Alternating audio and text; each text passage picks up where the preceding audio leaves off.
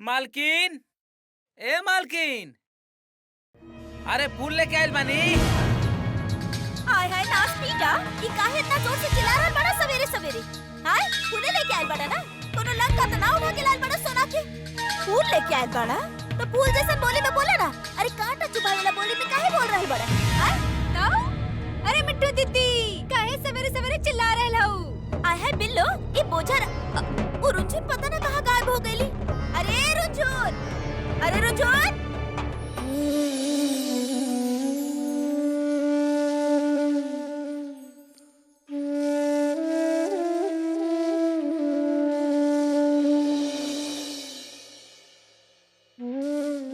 भगवान, हम जानत हई हमार बहन से गलती भइल ह, लेकिन वो छोटी ह, वो अनजाने में ये सब कैले ह।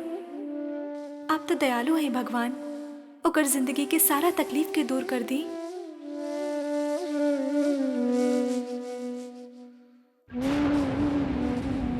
देवी, एक मिनट।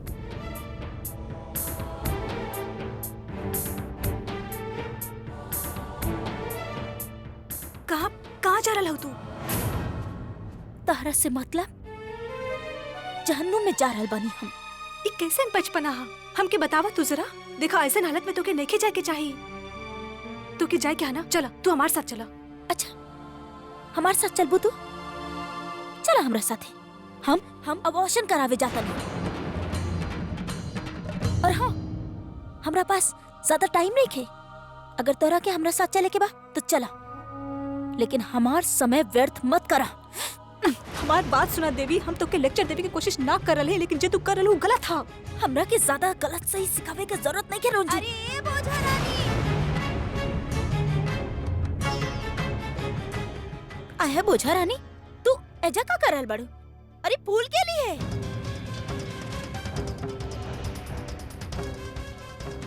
और महादेवी, तू ये बोझा रानी के साथ एजा का कर रहल बाड़ू? का बात चल रहल बा तू दोनों के बीच में? देवी, हम तोरा से कुछ पूछ रहल बानी। हम अब मम्मी हमू रंजन के साथ ना बस यहाँ टहले आयल रहनी। काहे रंजन? हाँ ता हो गइल ना टहलला? चला अंदर जल्दी, बहुत सारा काम पड़ल बा। चला। हाँ मम्मी अभी आवतानी। और तू जोन हमरा साथ कैले पड़ो ना, वो बिल्कुल ठीक ना कैलो। समझ गेलू तू? देवी,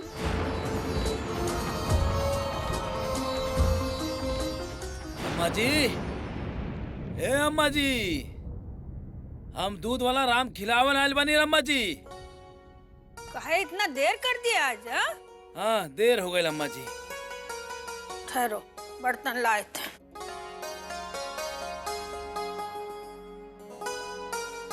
आज 5 लीटर ज्यादा दो।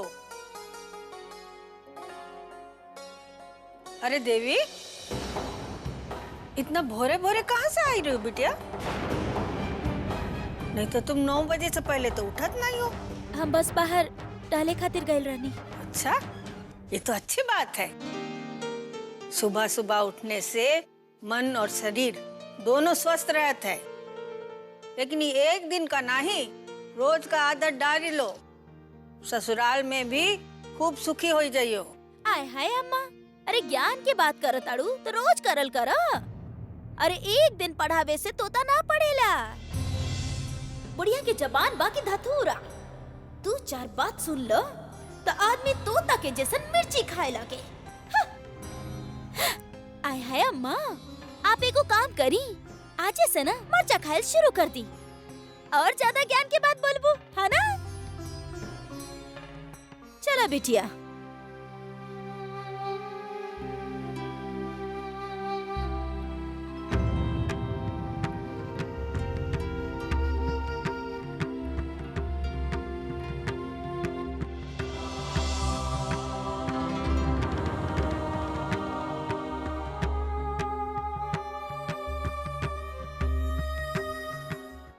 का हो गए? तहार चेहरा तो रात से भी ज्यादा उतरल लगल बा।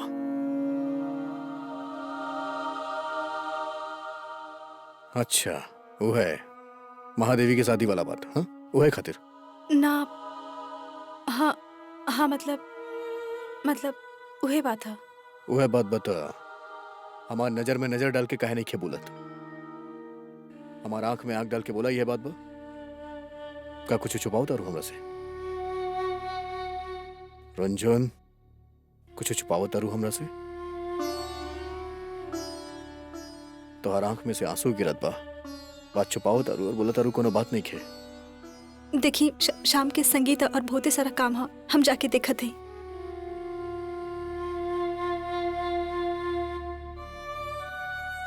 चाहे तो गुड्डू बेटा, लड़कियन का आंख में आंसू कब आत है कब जात है ये तो भगवानों ही नहीं जानत है। का पता शायद अपन शादी का याद आ गया होगा। जरूर बात कुछ और बा, वो हमके बतावत भी नहीं की। का हुआ?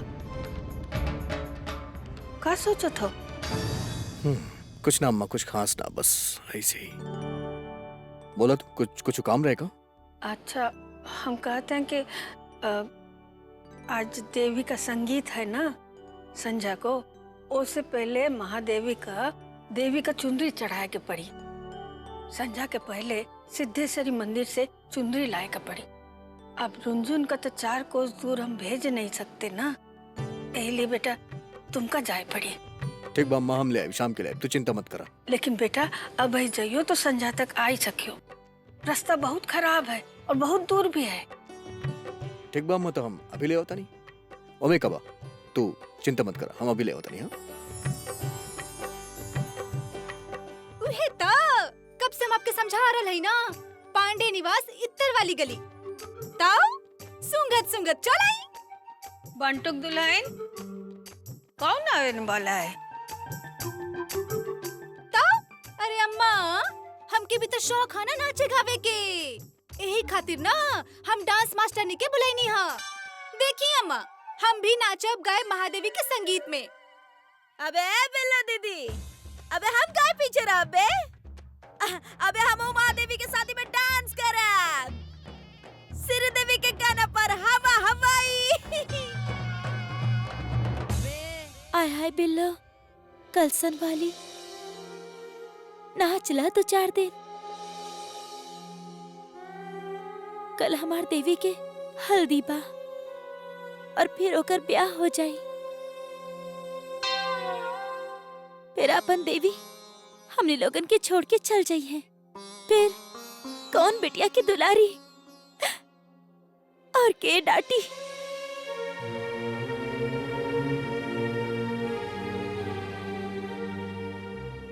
ए रज्जुक दुल्हन, अरे काहे रोत हो? ये तो बहुत ही अच्छी बात है। कन्यादान महादान होत है। वो लोग भाग्यशाली होते हैं जिनका घर में लक्ष्मी पैदा होत है।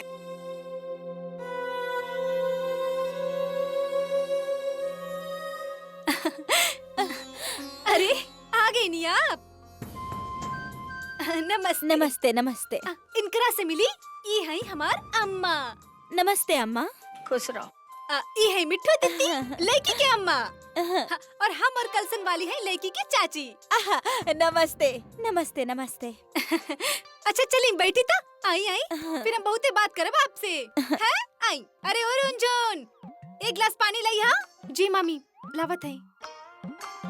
ताऊ अच्छा ई बताई कौन का डांस करी है? पहले दुल्हन के तो बताई, आखिर शुरुआत तो उनका से ही होके के बाना। आए है मास्टरनी जी, अभी झट से बुला देता नहीं हम दुल्हन के। अरे पानी ली पानी। अरे देवी, अरे जल्दी आओ।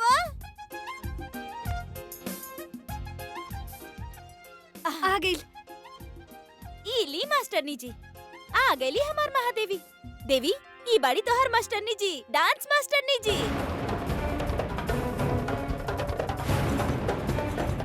अब देख ली मास्टरनी जी, ये है बाड़ी दुल्हन। अब सिखा ली जो सिखावी के बा। ना देवी के डांस करे से रोके के पड़ी। ओकर ये हालत में डांस करे ठीक ना होई। चली मैडम जी। हाँ चला। मामी 1 मिनट।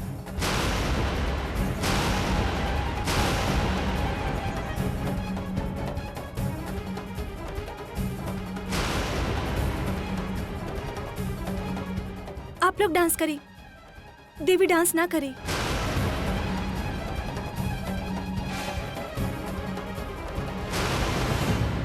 आहे रुंझन, अरे काहे नहीं करी हमार महादेवी डांस? ओ मामी, दरअसल मम्मी का बाना की रुंझन के लागेला कि अगर हम डांस करब तो हम थक जाए। ऐसे वो चाहेली कि हमरा के ज्यादा डांस वांस ना करे के चाहिए, है ना रुंझन? हाँ बाकी रुंझन, तरह के हमार फिक्र करे की जरूरत नहीं है। और हम कौन बूढ़ा थोड़ी ना बानी जो कि डांस करब और थक जाए।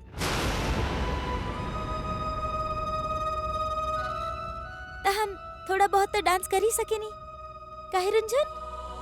आय हाय देवी, अरे ई भइल ना बात। हाँ, चला चली मैडम जी। और सुनी, आप ना हमरा के एकदम फास्ट स्टेप वाला डांस सिखाइया जे केहू भी ना कर पाए, जेकरा से लागे कि हम दुल्हन बानी। ठीक बा? अबे हाँ, चला हुए वाला हमरा के भी। हे भगवान, हम जानत है महादेव ये सब काहे कर रहा।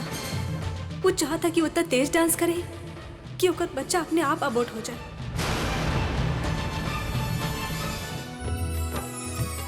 ये लो, ये कप ठीक से रखो। गुड्डू काहे नहीं आया अब तक? क्या करी? फोन करेगा? रुंझुन हमका नंबर तो दे रही।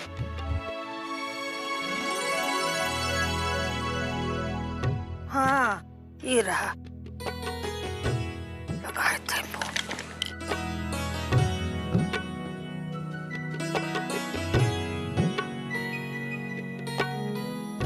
हाँ, कंडी तो जात है।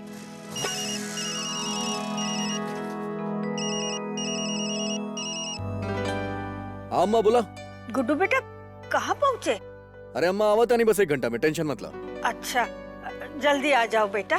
चलो ठीक, बरकत नहीं। हाँ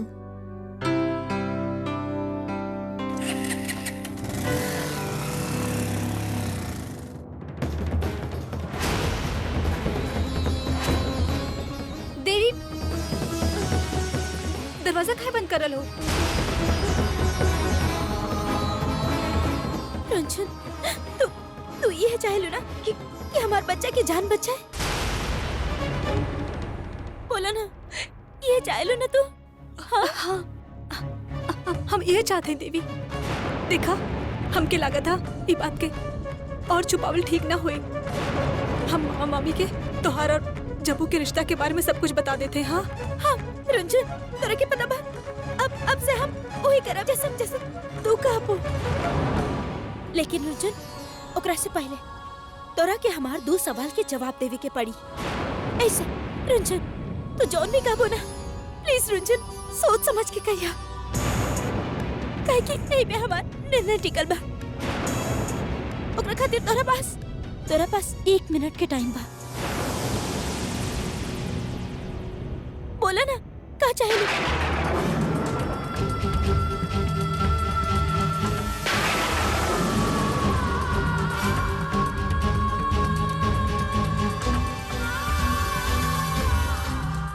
सेकंड।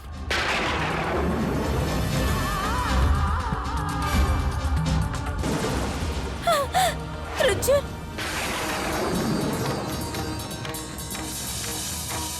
हम समझ गए। तू ये चाहे लू ना कि हम को खुशहाल जिंदगी बिताए, है ना रुंझन?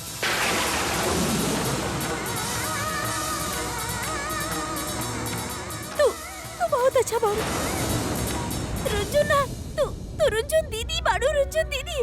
हाँ, तू सही में हमार बड़ी बहन बाड़ू, और तू ना अपना फर्ज बहुत अच्छा से निभाइलो। और तरह के अभी हमारी को मदद करे की पड़ी, हमरा के एचएस से बाहर निकाले में। हाँ, हमरा के हॉस्पिटल जाए के बना अबॉर्शन करवावे। तो चला। हाँ, तू ऐसा कर, तू हमार कपड़ा पहन ले और हम तोहार कपड़ा पहन ले, और हमारे कपड़ा में जाके तू चुपचाप बैठ जाइए। हाँ, जब तक हम ना मिले ना कहीं मत जाइए। करबो ना हमार मदद। हाँ रुंझन दीदी, का सोच रहा बाड़ू? हमारा पास ज्यादा समय नहीं है, जल्दी बोला। के जान जा सकेली। इतना इतना समय मत लगाओ, जल्दी बोला। हाँ हाँ हाँ हाँ हाँ हाँ, हम तैयार हैं। हम तोहर कमरे में चला थे, तोहर कपड़ा पहन लेते। चला। Thank you.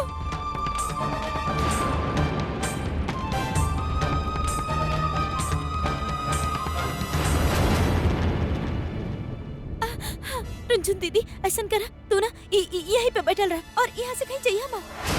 हाँ प्लीज ना, कहीं मत जाइए, क्योंकि पता ना चले कि चाहिए कि हम यहाँ पर नहीं की। हाँ ठीक है। अब हाँ, दरवाजा बंद कर ले। हाँ, दरवाजा खोलिए हम, जब तक हम ना आए। एक मिनट।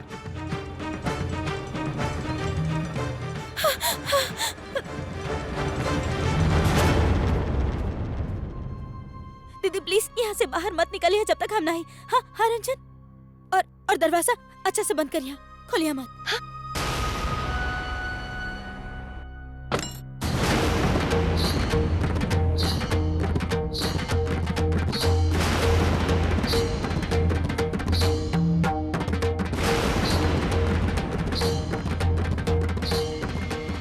हर साड़ी के साथ सुहाग का चीज हो के चाहिए और पन्नी में डाल के रखो सब।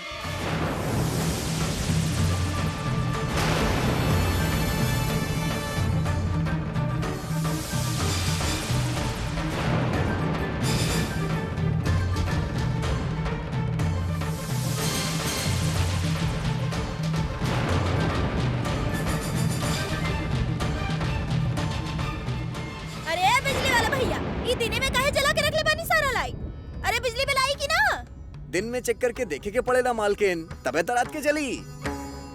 ठीक बा, लेकिन जल्दी से बंद कर दो। ठीक बा। अरे रंजन, हे भगवान, बस मम्मी सामने ना आ जाए। रंजन कहाँ जा रहल बड़ो चाय भी लेके? अब ताओ मिट्टू दीदी, हम साड़ियाँ निकाल के रख ले हैं, बाकी देख ले कौन पहने के। हाँ आए हाय, हम कहाँ बोले जात रहनी, भुला गई नहीं। अरे मिट्टू दीदी, वो सब छोड़ी ना, जल्दी आई। हाँ हाँ आ रहल बानी। हाँ। ए रंजन जा तू जा काम कर, हम आ रहल बानी, बाद में तरह से बतिया ले। अरे मिट्टू दीदी, वो सब छोड़ी ना, जल्दी आई, देखी। हाँ हाँ जल्दी आई।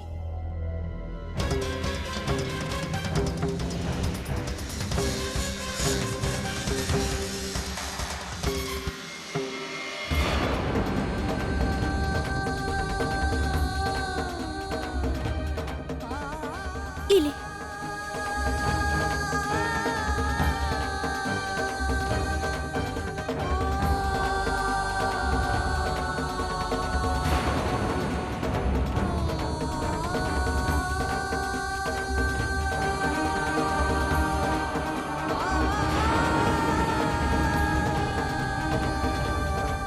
अब ई डॉक्टर प्रीति कहाँ पर होगी? आगे 6 नंबर में।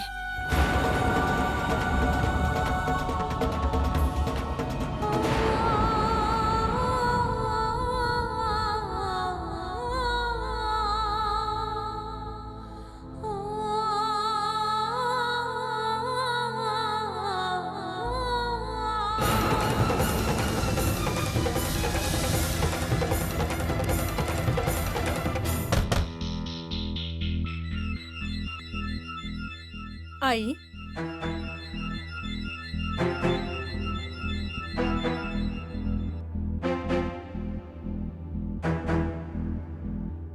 डॉक्टर जी, अब कल आपसे हमार बात बहिल रहे फोन पर। हाँ हाँ, अबॉर्शन के बारे में। देखी, आप पहले फॉर्मेलिटी पूरी कर ली, वहाँ फॉर्म भरी, पेमेंट भी उहे करी, फिर आगे हम प्रोसेस करब। ठीक है? हाँ ठीक बा। हे ईश्वर, हमार मदद करी, काहे हमार छोटी बहन के तकलीफ दे रहे हैं, परिस्थिति के आगे मजबूर हो गई है, पाप होवे से रोक ली भगवान।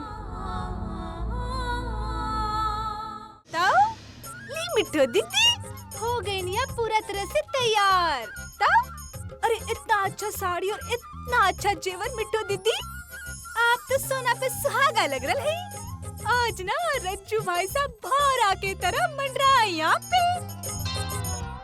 अरे हमारी तर कहाँ गइल? अरे हटावा ना। आय हाय बहुत पटाखा लगता रे आज तक। अबे विष्णु पाड़े, अबे हम न बे पटाखा ना बानी, बम बानी बम। अबे दागम ना पूरा जीला थर्रा जाई। तोरा जैसन फूस पटाखा थोड़े न बानी, जेकर दागे का कोनो औकात ही ना। अरे हम कहा तनी दुबे जी, अरे आपके आओ भगत के खास इंतजाम कैले बानी हम। बस आप सही समय पे घर पहुंच जाए भाई। हाँ अरे हम इंतजार करब। अच्छा रखा तनी प्रणाम। दुबे जी हमार इत्तर के पुराना खरीदार भाई, बहुत दिन से जान पहचान बा हमनी के। आओ तनी हम।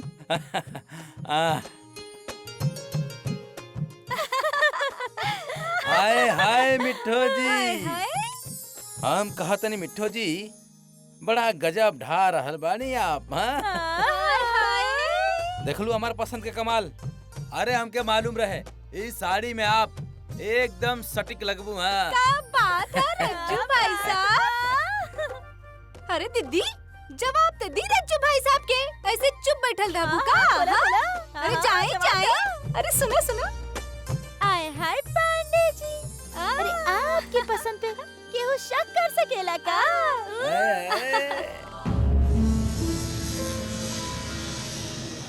अंकल जी हमार बहन के बचा ली, ओकरा खून के जरूरत बा, थोड़ा सा खून दे के ओकरा के बचा ली।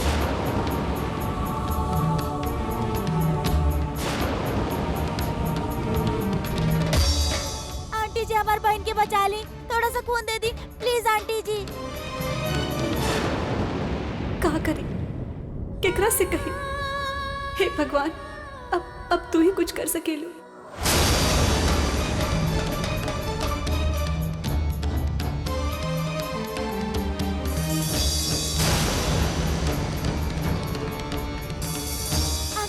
अंकल जी हमार बहन के बचा ली प्लीज।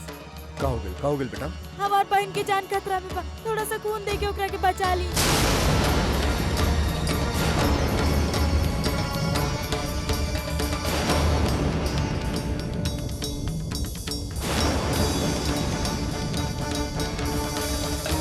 चलो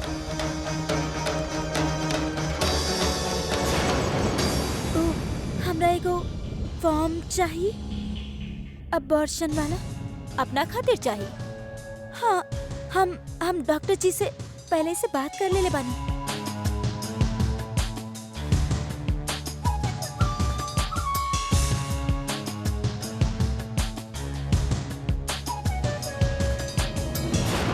अपन नाम लिखने तो गड़बड़ हो सकेला। कल की बात केहू के पता चल गया था तो बवाल हो जाई। यह सही रहे हम रुंचन के नाम लिख देता नहीं। हाँ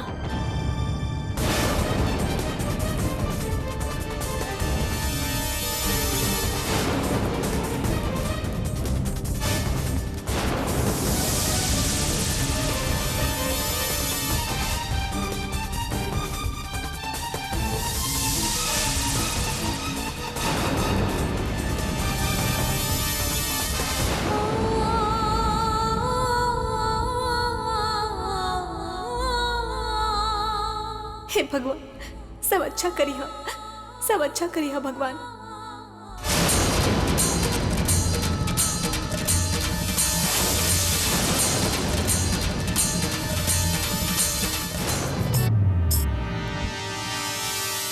सीमा आई।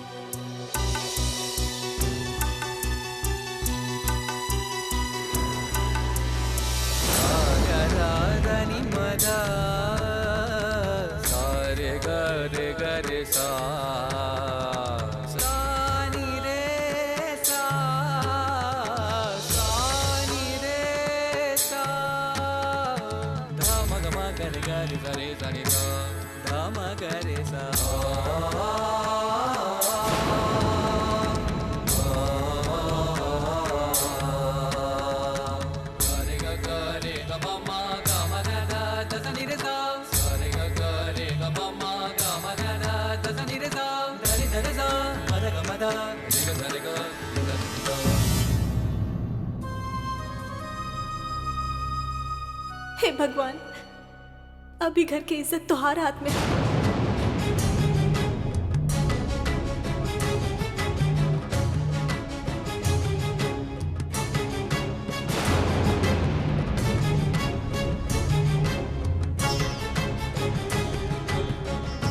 रुंझुन शुक्ला, अंदर आइए आप। रंजन शुक्ला,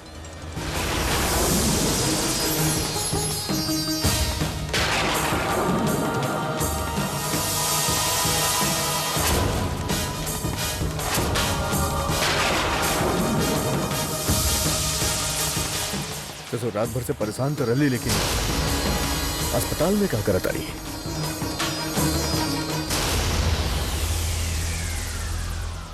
नर्स एक सेकंड, का नाम का ले लूं? रुंझुन शुक्ला। रंजन शुक्ला।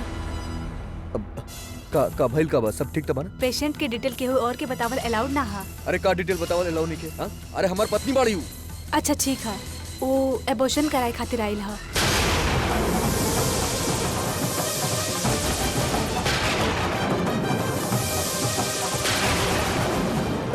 अबॉर्शन?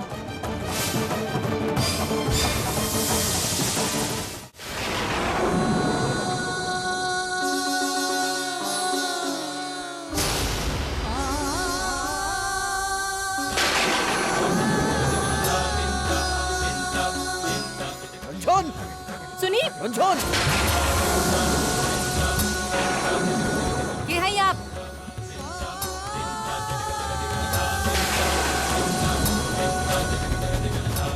प्लीज जाइए यहाँ से आप। अरे ऐसे कैसे चली जाए? हाँ, अरे वो हमार धर्म पत्नी बाड़ी रंजन शुक्ला, हमारा नाम गुड्डू शुक्ला। हाँ, हम क्या बात करें के बावकर से?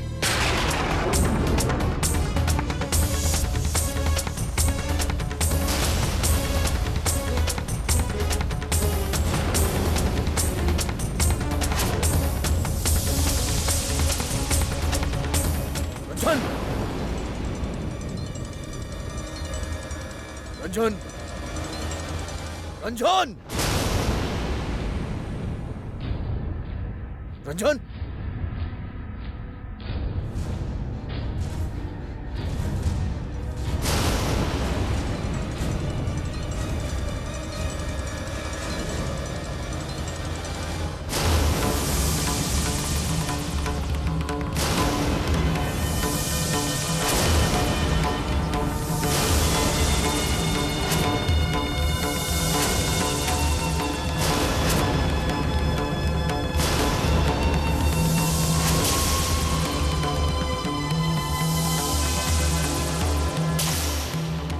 कब आई? हाँ? हम कैसे ससुर कुछ समझ में नहीं आवत। वो नर्स कैसे कहा तली कि तुम्हारा नाम रंजन शुक्ला है? तू यहाँ का करता रू महादेवी? अरे हम तोरा से पूछा था नहीं का करता रू यहाँ पे? साफ साफ सच सच बतावा कि काबा का होत काबा यहाँ पे? ना तो चला तुम्हारे मम्मी पापा के बताई, हम जाके बताई तुम्हारे मम्मी पापा के। ना गुड्डू जी, आप प्लीज ऐसा मत करिए। हम आपके आगे हाथ जोड़ता नहीं, प्लीज ऐसा मत करिए। हम मानता नहीं कि हमरा से गलती भइल बा, लेकिन हम अपन एक गलती के सुधार ले, सही में सुधार ले। पहले एक बात के जवाब दे, ई गलती कैले के बाप? के भाई बच्चे के बाप?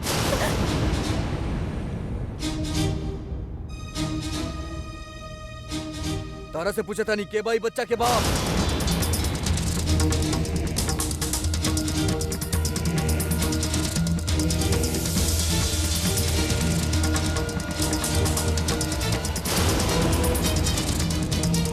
हम तारा से कुछ पूछा था का? सुने नहीं दिया हम का कनी? ये बच्चा के बाप के बाप? ए बच्चा के बाप? जा पूछी।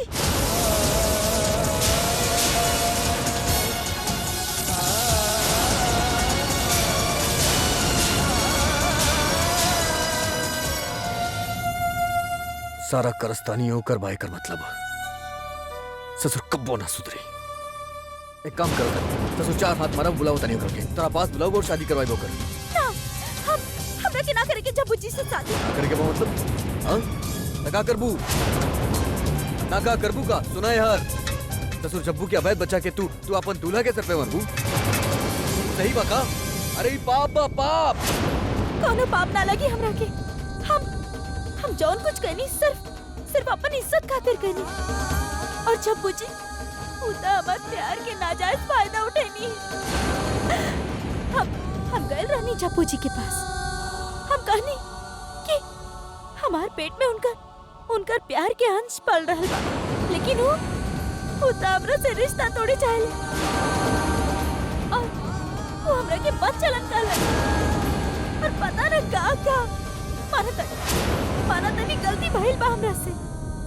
हम प्यार में अंधा हो गए रहनी, लेकिन काहे कर मतलब ई बाकी सिर्फ हमारी गलती बा और जप्पू जी उनकर कौनो गलती नहीं है। हम ही नहीं की कहत कि तू ही गुनाहगार बाड़ू। हम जाना तनी कि ओकर गलती बा, लेकिन गलती की सुधारे तो चाहबू ना। हाँ तो हम करवाए जब्बू से शादी, ऊ करी तोरा से शादी। ना करेंगे हमरा कैसे इंसान से शादी। बस ऐसा हम ही फैसला लेनी। हाँ हम अपन अबॉर्शन करवा ले। देखा एक बात तो तय बा, ऑपरेशन तो हम तोरा के करवावे ना देब। ठीक बा गुड्डू जी, हम अपन अबॉर्शन ना करवाई, लेकिन केहू के बिना बताई कि हम प्रेग्नेंट पानी। वरना हम अपन जान दे देब। हाँ हम अपन जान दे देब।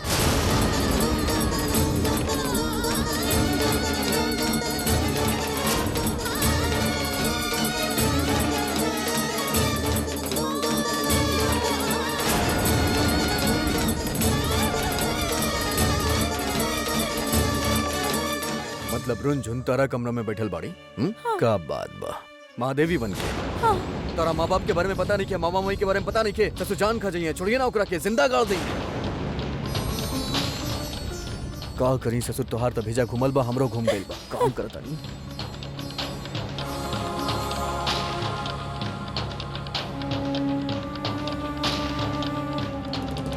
दुकान। हाँ भैया, बड़ भीड़ है ना, ये खातिर आवाज ना आवत रहे आपके। हाँ बोली। हाँ बेटा एक काम करा था नहीं, फट से महादेवी के कमरे में जा, वहाँ तो भाभी हुई। हाँ और एक काम कराऊ, रसोई के पीछे वाला कमरा बना, वहाँ लेके आइया। और अगर केहू पूछी तो कह दिया कि महादेवी के हम थोड़ा देर में लेके आता है। अच्छा ठीक है भैया। भैया वो कुछ बात है का? अबे का बात बा, हम वहाँ के समझाई, जो कहता नहीं हूँ करा, समझ ले। और जल्दी करा, इससे पहले केहू और पहुँच जाए। ठीक है भैया, हम अभी करते हैं, बस अभी। आया बिल्लू, कलसन वाली तू लोग ये के संभाला। हम अभी आवतानी। हाँ ठीक है दीदी। अच्छा सुबी,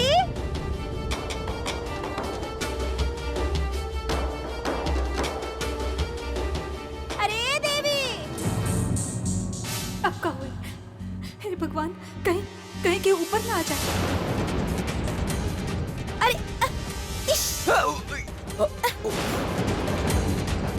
अरे अरे मामी जी, अरे आपकी साड़ी गंदी हो गई। अरे कुकन, अरे चुनिया गल तो हरा का अंदर गल बड़ा दिखाना पड़ता। हमर साड़ी के खराब कर देले बड़ा। अरे मामी, हमरा के कोसे से काम न चली, जाई जल्दी धोई जा करके करा। अरे हमरा के देवी के बुलावे के नहीं। अरे ठीक है मामी, जाई देवी के बाद में बुला लिया। ये महंगी साड़ी है, मेहंदी के रंग जल्दी छूटी ना। जाई।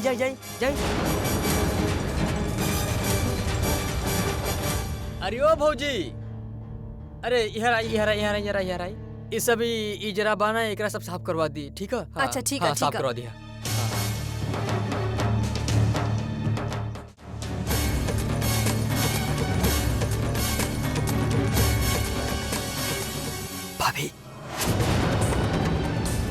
भाभी दरवाजा खोली। भाभी हमारी कुकान। भाभी दरवाजा खोली, गुड्डू भैया बुलाइले हैं।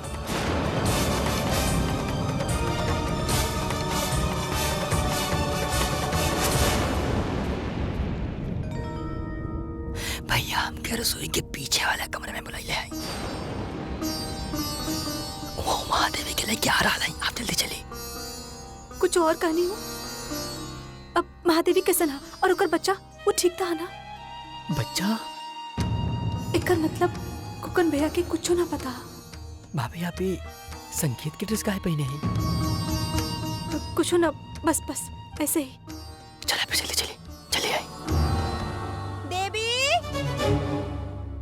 रंजन,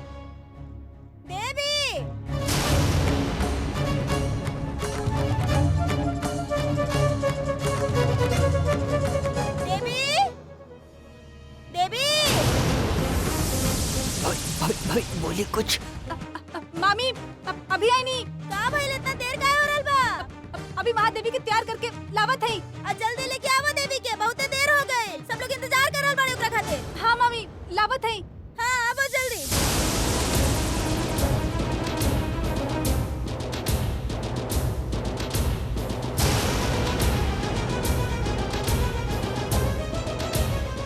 भाभी चलाई चल गई। दरवाजा बंद करें।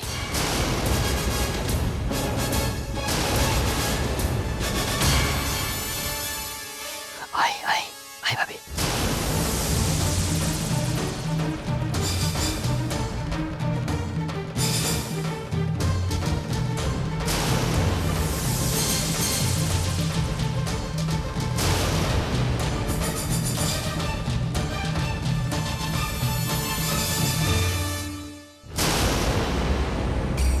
भैया अरे हमको कना ही दरवाजा खोले, भाभी के लेके आए नहीं।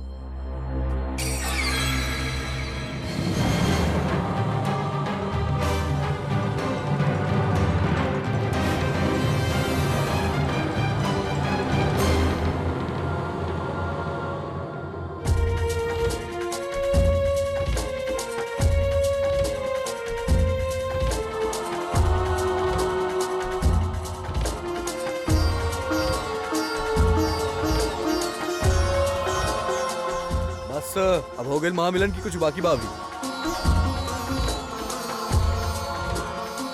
और तू का केलू कहे ना बतेलू हमरा के कि महादेवी के पेट में झब्बू के बच्चा बा। हमार धर्मपत्नी बाड़ू ना, सच बतावल तो हर फर्ज है। हम तो कुछ और ही सोचत रहनी। हमके लागल कि महादेवी के शादी के चक्कर में तो हर मुंह लटकल बा। बोला काहे ना बतेलू हमरा के। हम का करती, बहुत डर गए रहनी। देवी हमसे कहली कि वो हमके कसम देली, हमसे कहली कि अगर हम केहू के कुछ बताई नहीं तो ये अपन जान दे दी है।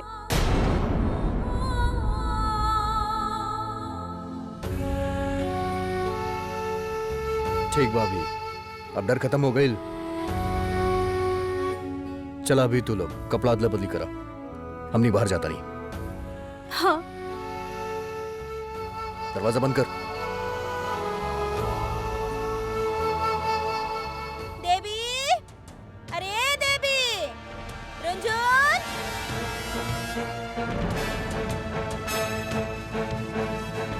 देवी,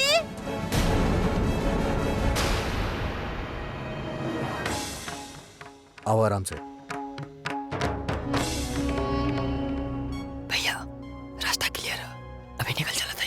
अच्छा एक काम कर, तू ही दोनों के महादेवी के कमरे तक छोड़ के आओ। हम आवता नहीं भैया। चला जा जा जा तू जा। चले चले।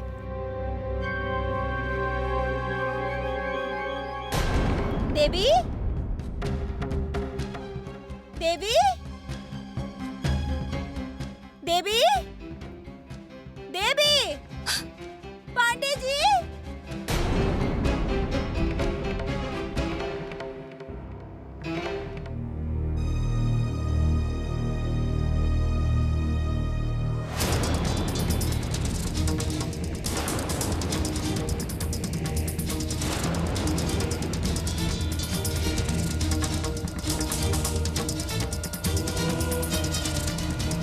है महादेवी, तू इधर से कहाँ से आ रहल बाड़ू? अरे बैठो मामी। अरे कमाल करत तारू, तू यहाँ खड़ा होके क्या करता रू? अरे सब इंतजार करत अरे तो हर वहाँ। अरे जाके वो इंतजाम देखा ना सही बा कि ना बा। अरे तुम्हारी बेटी की शादी बा, कहूँ परेशानी हो जाई था। और गुक्कन कहाँ यहाँ घूमे खातिर आयल बड़े? अबे जाना काम वाम कर यार, का करता रही यहाँ? जा जा काम कर। हाँ भैया। और तू का? अरे तैयार करा दुल्हन के। हाँ चला जा तैयार करा। एक मिनट महादेवी, ये तू अपन कमरा में से कहाँ गायब रहलो? और अभी तू आ कहाँ से रहल बाड़ू? हम तो बस पार्लर तक गए रहली। हाँ ना रुंझुन? हाँ हाँ पार्लर गई रहनी। अगर ये पार्लर गए रहली तो जब हम कमरा में तहरा से पूछे गए रहनी तो तू दरवाजा बंद करके का करत रही? तू तो हमरा के कहलू कि हम अभी आ रहल बानी तैयार करके। ओ मामी अरे वो का बना 50 काम बा, इधर उधर जाए के बाद टेंशन बा, भूल गई लोई। का करता रू तू? काहे मामी से बात करता रू? हाँ चला जा, ले जा महादेवी के ऊपर ले जा, काम करा। आय है ठहरा, पहले हमरा के ई बतावा कि अगर तू पार्लर गए रहलू तो तोहार चेहरा पर ये मेकअप काहे ना दिखा रहल बा?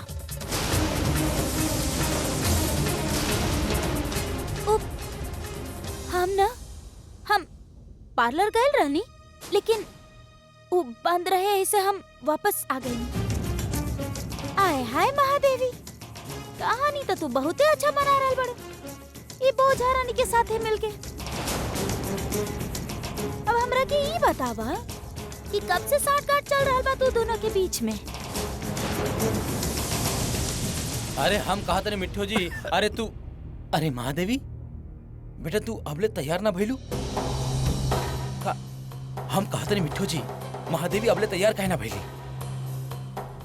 रंजुन बेटा। जी जी मामा। बेटा महादेवी के बहुत ही अच्छा से सजा धजा के नीचे लेकर आओ। देखा लोग संगीत खातिर इंतजार कर रहल बाने, जल्दी जा बेटा जा। जी मामा। और तू देख लेना इंतजाम सही बा कि ना। हाँ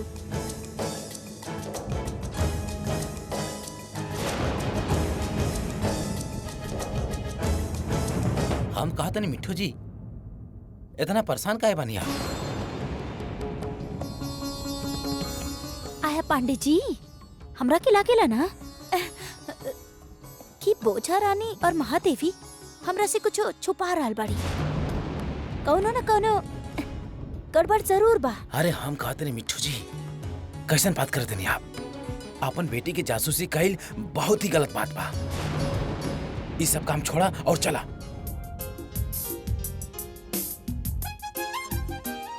ई का मिठू जी, अरे हम ये साड़ी लेके आए रहनी और फट भी गई और गंदा भी हो गई। चला अब दूसरा साड़ी पहना जोन हम बनारस से लेके आए रहनी आप खातिर। जा जल्दी जा जा। हाँ नमस्कार नमस्कार।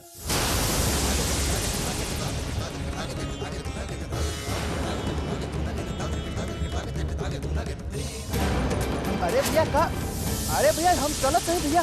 अरे भैया कहाँ चले के बताओ तो अरे भैया बताओ तो कहाँ चले के हम चलत हैं भैया? भैल का बताओ तो भैया। भैया अरे हम चल रहे भैया, भैल का।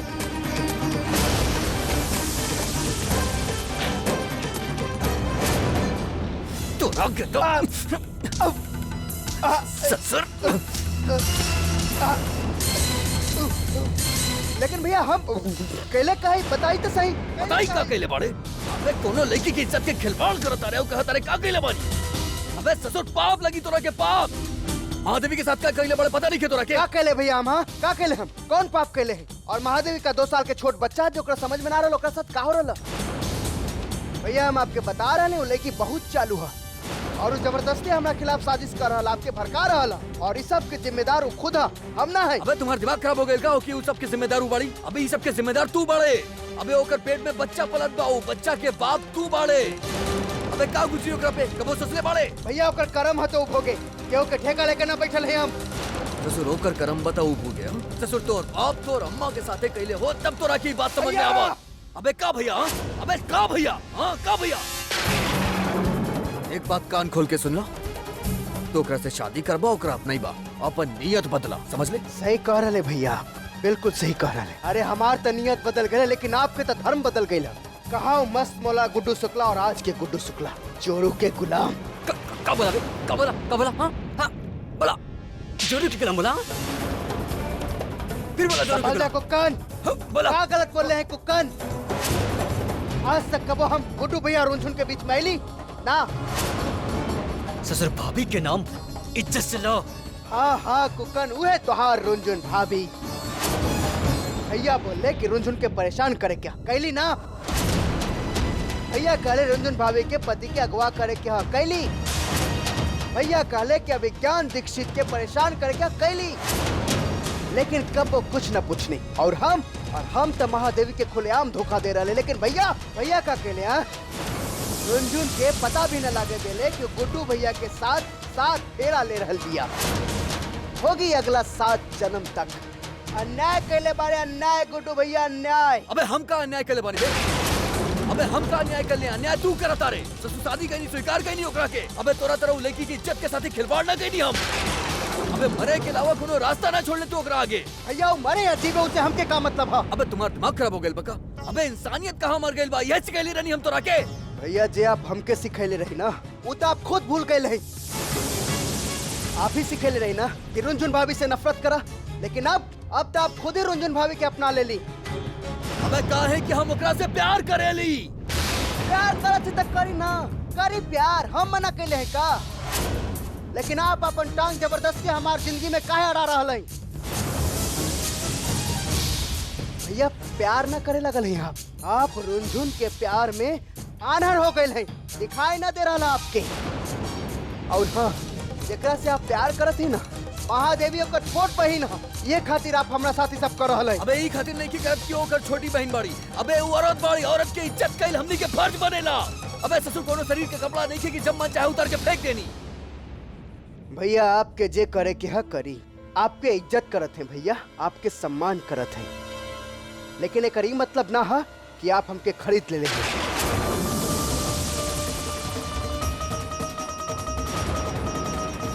आप जे कुछ कहब, जैसन कहब हम वैसने कह देब। का बोले बे? ससुर का बोले बे? कि हम तोरा के खरीद लेनी, कुकरा करके बाहर निकल। थोपला रे देखो आज के बाद हमें कर। ससुर जहर भरल बा एकरा मन में हमरा खातिर। जब्बू, अब जितना जल्दी हो सके यहाँ से चल जाए। नहीं तो इतना लात मारब कि ससुर गिनती ना कर पाए तू। चलो चल, चल। जा रहा है। जब आप हमार प्यार के नफरत बता देली, तब यहाँ रुके के कोनो फायदा ना। और हाँ, आज के बाद कब वो वापस लौट के ना आई।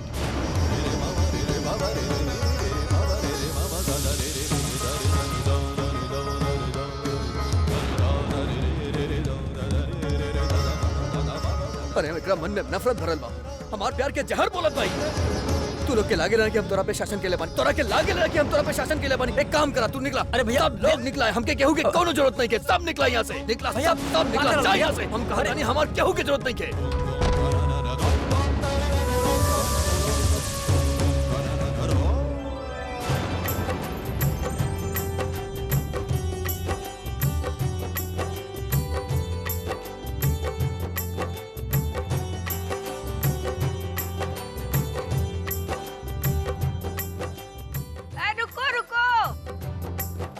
अकेले ही नाचोगे? महादेवी को तो ले आओ।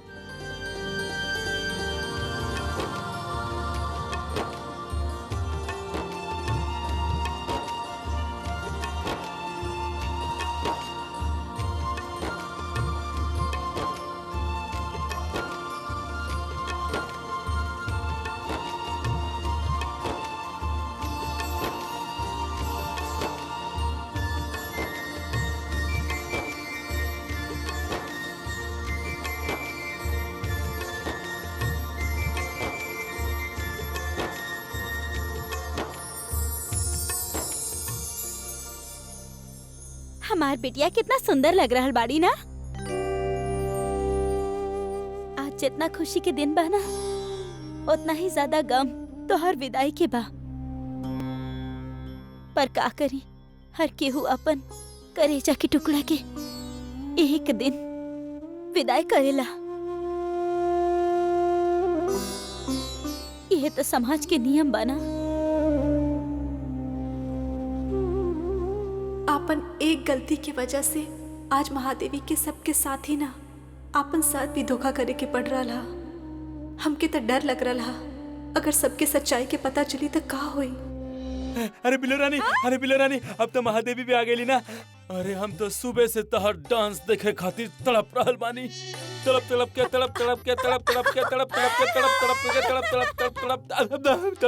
बंटू जी, देखी ता आपके फड़फड़ावे से ना ये धरती फड़फड़ा रहा है।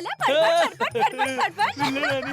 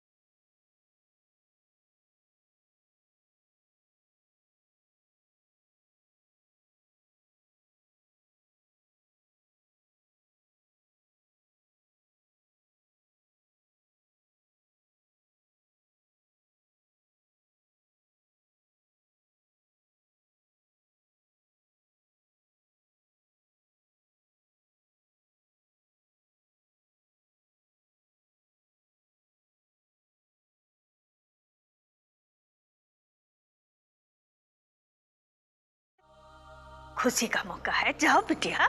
ना अम्मा, हम यहीं पे ठीक है, हम देख रहा है ना। अच्छा, हम समझ गए। गुड्डू नहीं है यही लिए नहीं नाचगी। ठहरो, हम बुलाए। अरे रुका, हमके पता है अम्मा वो कहाँ गई है। तू बैठा ना, देखा यहाँ पे आराम से देखा, आ जाई है वो। अच्छा ठीक है।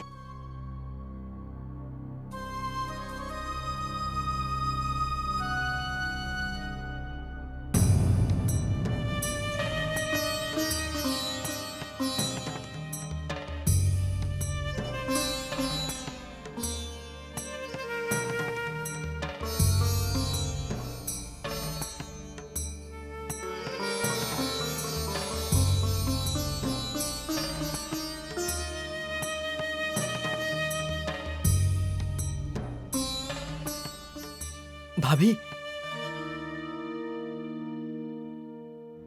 भाभी सुनिए, को मिनट बात करें क्या आपसे?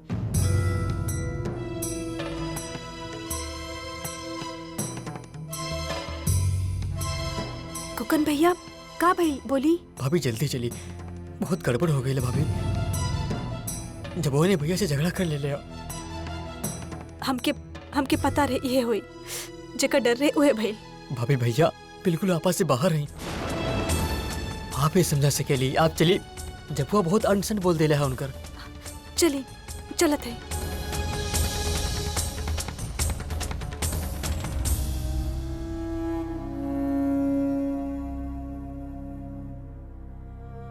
आपके इज्जत करत है भैया, आपके सम्मान करत, लेकिन एकर ई मतलब ना है कि आप हमके खरीद ले ली। आज के बाद कब वो वापस लौट के ना आई। ससुर चप्पू का काना के लिए हम ओकरा खातिर जिंदगी कई लोग ओकर जिंदगी बनावे में, और हम पर ही उंगली उठावता, हम पर उंगली उठावता। कुकन तोरा के मना करी ना, दरवाजा मत खटखटा। गुड्डू जी, हम भाई दरवाजा खोली।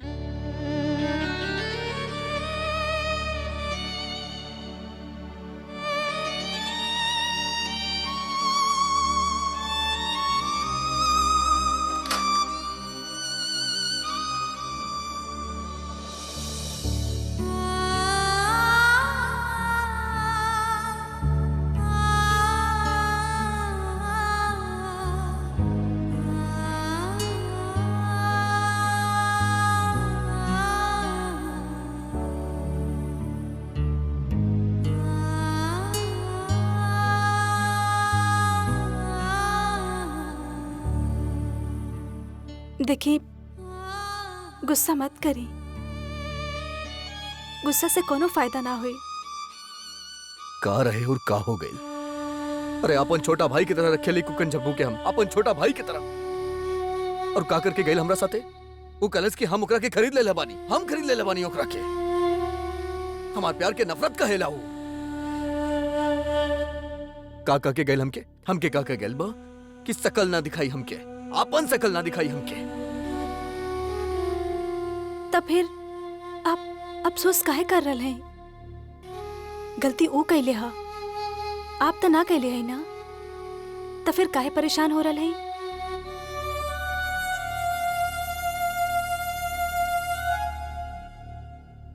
छोटा भाई मानत है नौकरा के, तब फिर नादान समझ के माफ कर दी, और मौका मिले तो फिर तब सभी संभल जाता, वो संभल जाए।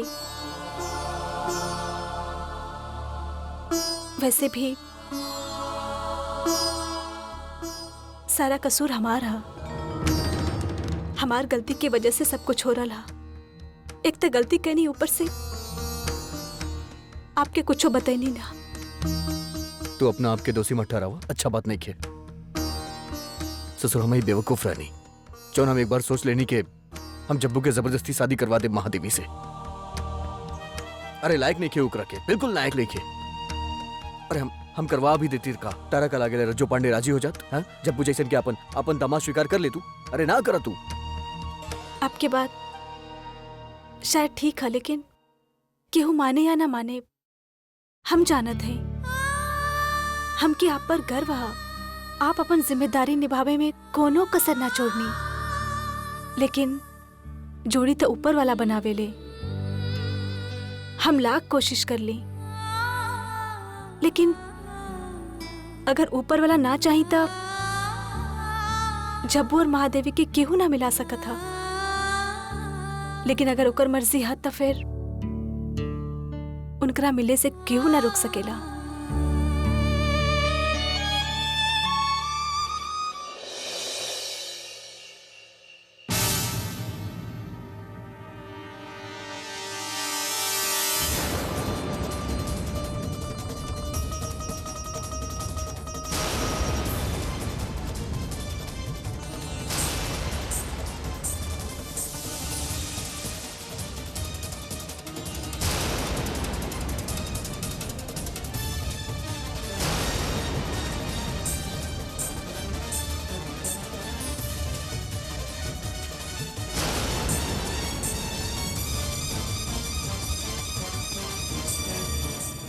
महादेवी,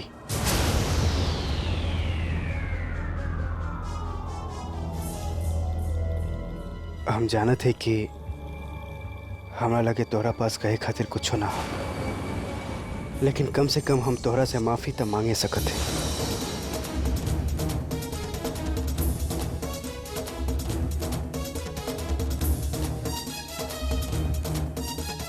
महादेवी, गुड्डू भैया के समझावे पर हमके पता चलल कि हम कितना बड़ गलती कर चुकल हैं, लेकिन अब दोसर गलती ना करल चाहत हैं। अगर तू हमरा से प्यार करत तारो और हमरा साथ शादी करल चाहत हो तो अपन शादी के रात के कस्बा के बाहर पुरना गली के पास आ जाइए। हम उन्हें तोहार इंतजार करब। हमके पता है कि हम जे कुछ भी तोहरा साथ कहनी सही ना कहनी। का तू ओकरा खातिर हमके माफ ना करबो?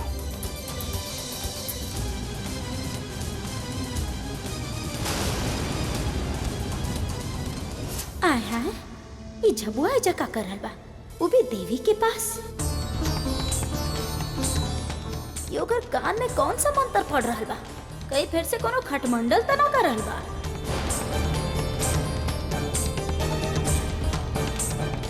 काहे जब्बू यहाँ का कर रहल बा? बेटी के शादी मुबारक हो।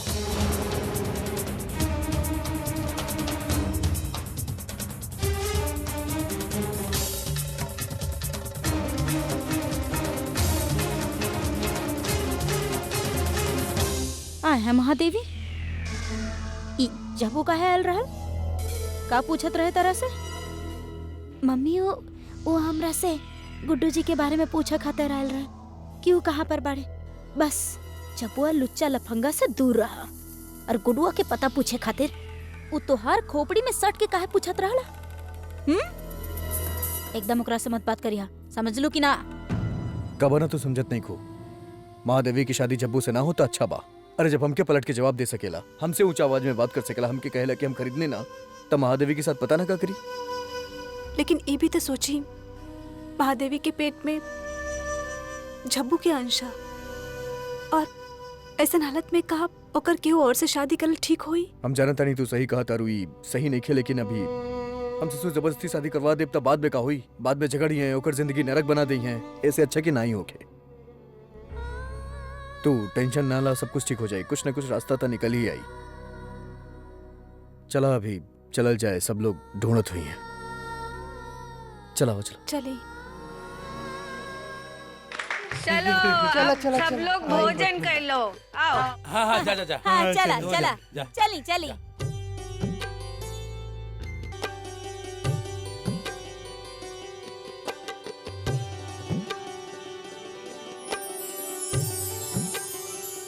इस ससुरा गुडुआ कहाँ मर गईल? अबे विष्णु पाड़े, अबे यहाँ झंडा गाड़ के काहे खड़ा बड़ा रे? अबे पिलाहन बैठ गए ना चौकस दिमाग में। मसाला तैयार बना छौका खातिर। कलसन की भीख मंगी साली, हमार और कानून के बीच में मत आवा। अबे विष्णु पाड़े, अबे हमरा सामने ना ज्यादा अदालत ना भगारा और बतावा कि प्लान सब पक्का हो गइल ना। सब कुछ बढ़िया एकदम धमाकेदार देखत रहिया। अबे तो जा ना, जाके फटाफट प्रोग्राम शुरू करा ना। अरे ओ कलसन के कालिक, ये अपन 60 एकड़ के जवान ना, हाँ? एकरा बंद रखा नहीं तो साला काट डालब। साला अगर गुड्डू शुक्ला दिखाई ना दे रहा दिमाग के आनहर, तो प्रोग्राम कैसे शुरू करब हम? हैं?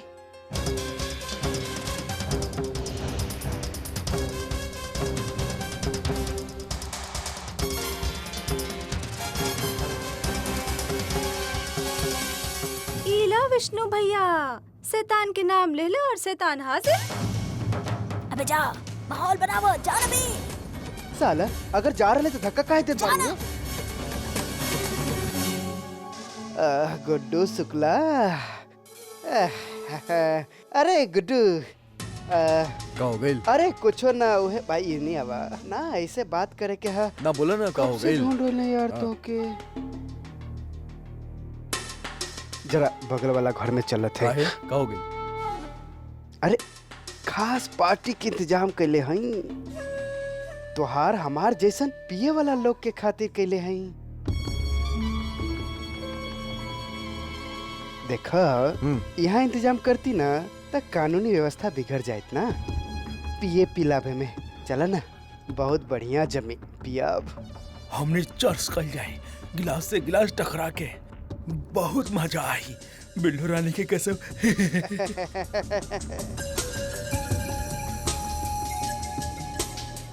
अरे एक काम करा, हम के ना पिए के बाद तू लोग जा। अरे काहे ना जेब रे? अरे काहे ना जाई बारे, हम दारू और पियल छोड़ देनी।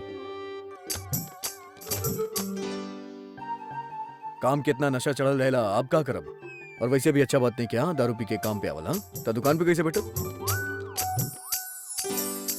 चला जा जा, एंजॉय कर। अरे लेकिन गुड्डू, अरे जाके पिला, शाबाश, जा चला वो। कमाल है, हम कहते नहीं सब गड़बड़ हो गई। ससुरा गुड्डू था शराब पियले छोड़ देलस। अरे रजू पांडे जी, अरे वर्मा जी खाना हो गई, बड़ा मजा आइल। खाना अच्छा लगल ना? अरे भाई खाना तो इतना अच्छा रहे कि मन करता कल फिर आ अरे जाए। हम कहते नहीं वर्मा जी, अरे आज जैसन रंगारंग प्रोग्राम अगर शादी के दिन भी हो गई ना तो समझ ली हम रज्जू पांडे गंगा नहा ले नहीं। प्रणाम प्रणाम। अच्छा अच्छा, प्रणाम प्रणाम प्रणाम। प्रणाम।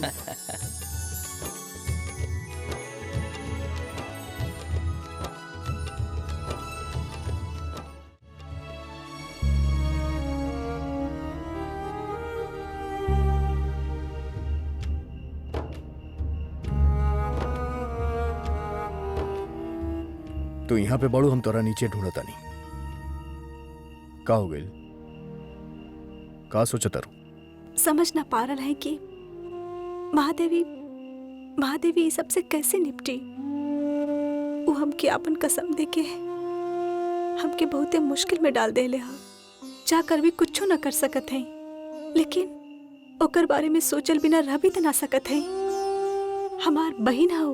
भगवान पे विश्वास रखा, कुछ ना कुछ हो जाए।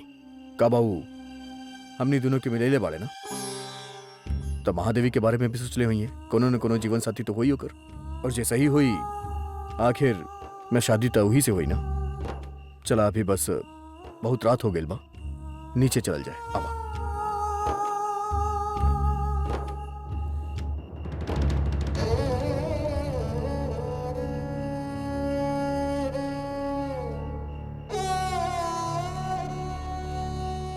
अगर तू हमरा से प्यार करत तारो और हमरा साथ शादी करल चाहत हो, तो अपन शादी के रात के कस्बा के बाहर पुरना गली के पास आ जाइए। हम उन्हें तुहार इंतजार करब।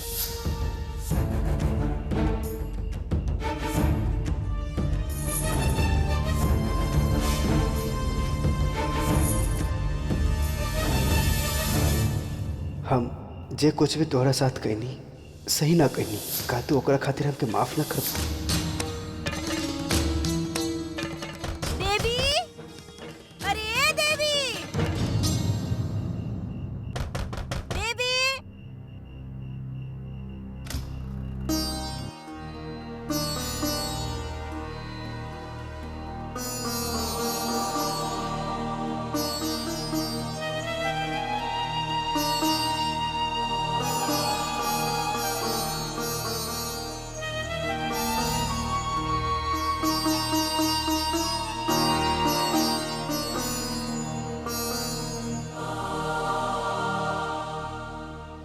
महादेवी, अब तो एक घर छोड़ के जल्दी ये चल जाइबू। आज एक घर के बिटिया बाड़ू, कल दोसर के घर के बहू हो जाइबू। ये दोनों परिवार के इज्जत मान मर्यादा सबे एक जिम्मेदारी अच्छा से निभैया बिटिया। और जाना ताड़ू तो हर ससुराल वाला था बहुते बड़ा लोग बड़े, अरे बड़ा इज्जत बा उनकर, गांव जवार में उनकर बहुते नाम बा। बस अभी दोनों खानदान के मान मर्यादा इज्जत सब तोहरे हाथ में बा। इस जिम्मेदारी के अच्छा से निभैया बिटिया। अब जल्दी से कपड़ा बदल के सूत जा, कहे सुबह में कल हल्दी बना तहार। तोहरी चेहरा मुरझा जाए तो लोग का कही। रानी बिटिया।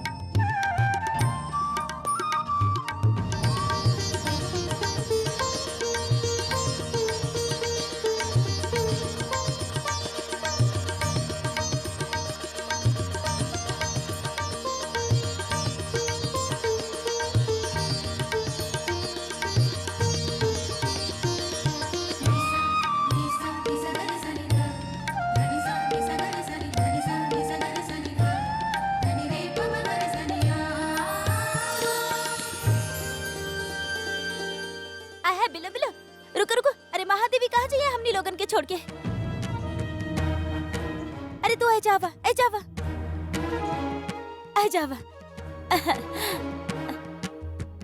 है रुंझुन बिटिया, जाके हमार महादेवी के हल्दी लगावा। मामी हम ओ बिल्लू मामी लगा रहा ना। हम तरह से कह रहल बानी ना कि जा महादेवी के हल्दी लगावा, तो लगावा जाके। कोनो बैलगाड़ी ढकेले के तो ना करल बानी ना। जा बिटिया जा लगावा। अरे हम कहते नहीं बेटी, लगा दे जाके, जा जा।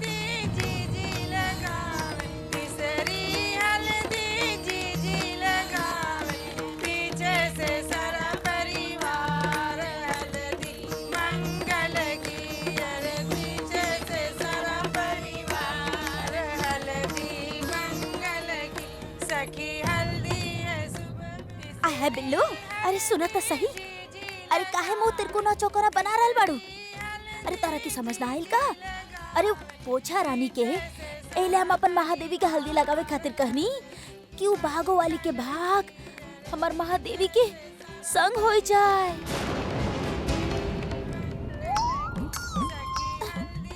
तो का मट्टू दीदी, हम कहाँ मुँह फुलैले हई? हाँ? आप समझा देनी ना, हम समझ गई नी। हाँ, तू खुश हो जा।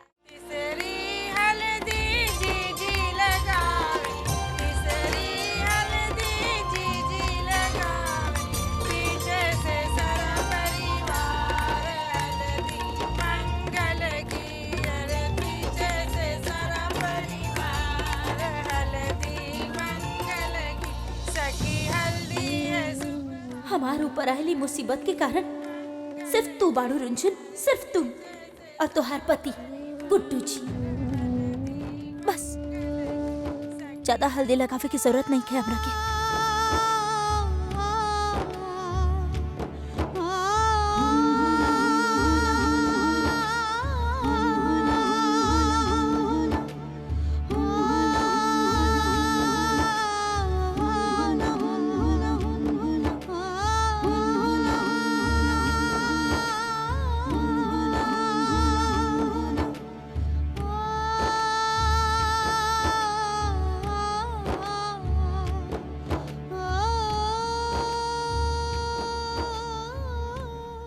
का भइल साफ नहीं क्यों?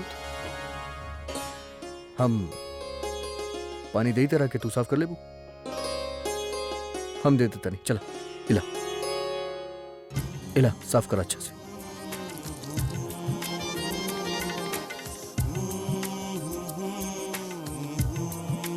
एक काम करा, ई चिपक गइल बा, ई तौलिया लेला, तौलिया के गीला करा, ओकरा से साफ करा, हो जाई इला।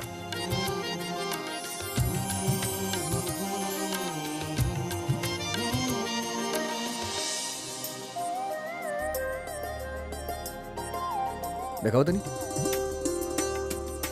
निकल गई भाई। वैसे हल्दी में भी अच्छा लागत रहलू तू। हम समझ सकेली कि थोड़ा चिंता बा महादेवी की तरह। हमके उम्मीद बस सब ठीक हो जाई। हम वो ये आशा करते हैं कि सब कुछ ठीक हो जाए।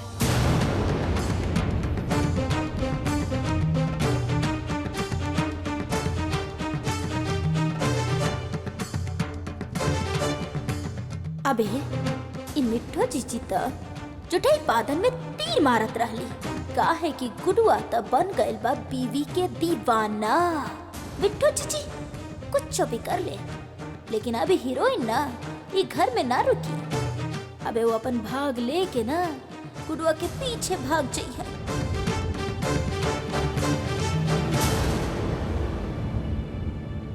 अरे हम कहा था नहीं, जल्दी सामान लेके नीचे आवा। अरे ये हटावा, बराता वाला बा, जल्दी से सफाई करे यहाँ से। बंटू, अरे बंटू,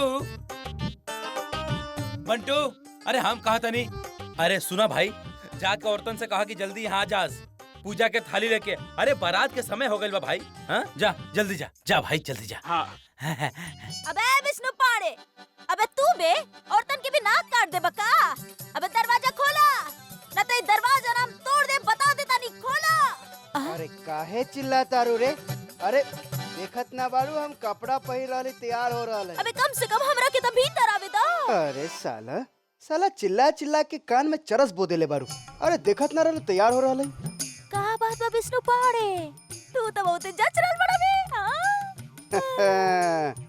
अब हम जज के आवत तानी। हाँ जा पोता। हाँ।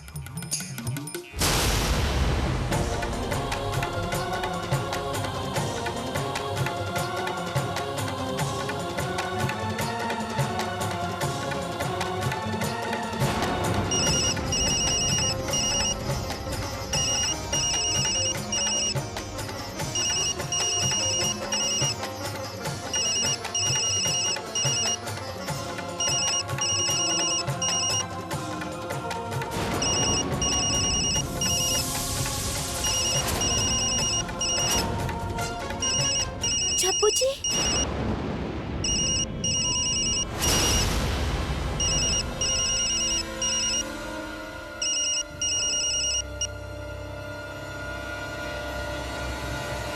हाँ हम तोहार इंतजार कर रहा है।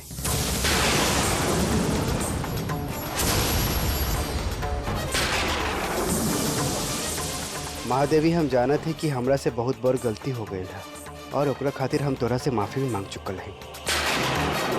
महादेवी, हम तोरा से शादी करल चाहते हैं, यही खातिर हम वापस आए हैं। बस तू चुपचाप वो पुरान खंडर में आ जा जहाँ हम पहला बार मिलल रहे। देखा तो के घबराए के कोनो जरूरत ना है, हम सारा के सारा इंतजाम कर ले हैं। महादेवी, हम आपन आँख के सामने केहू और से तोहार शादी होत ना देख सकेले। तोहार शादी होई तो सिर्फ और सिर्फ हमरा से। हम तोहार इंतजार कर रहा है, जल्दी आवा।